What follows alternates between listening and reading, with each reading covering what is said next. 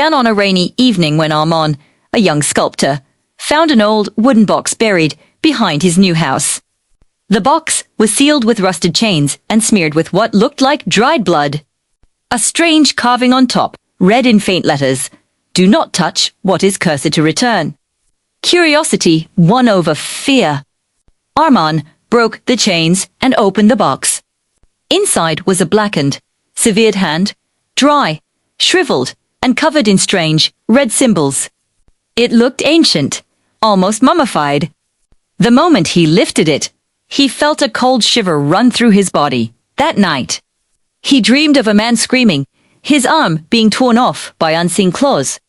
When Armaan woke up, the hand was no longer in the box. It was on his work table.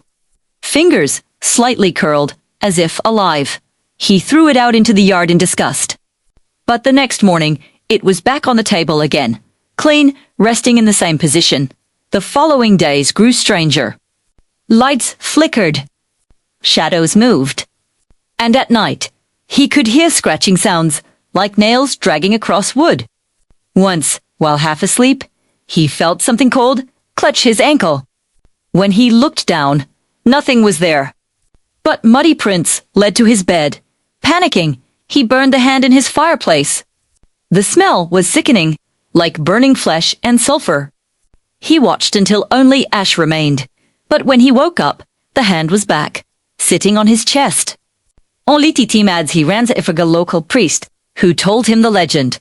That hand once belonged to a man who made a deal with a demon for power.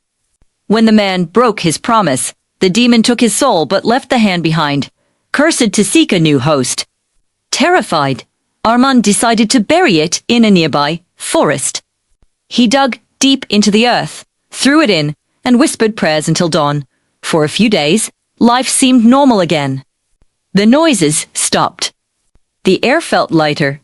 Then one night, as he sculpted in his studio, he felt a tap on his shoulder, thinking it the Veigneur dit. The tap came again, stronger. When he turned around, his heart froze. The hand was crawling toward him, dragging itself across the floor, its fingers clutching and flexing. It climbed up his leg, gripped his arm, and before he could scream, it latched onto his wrist. Fusing with his skin, the pain was unbearable. When he looked down, the devil's hand had replaced his own in the mirror. Armaan saw his reflection smiling back, but it wasn't his smile. From that day on, the villagers say that sometimes, when lightning flashes near the old house, you can see a shadow at the window, a man sculpting with a hand that was never his own. And if you ever find a box in the woods, don't open it, because the devil's hand always finds its way back.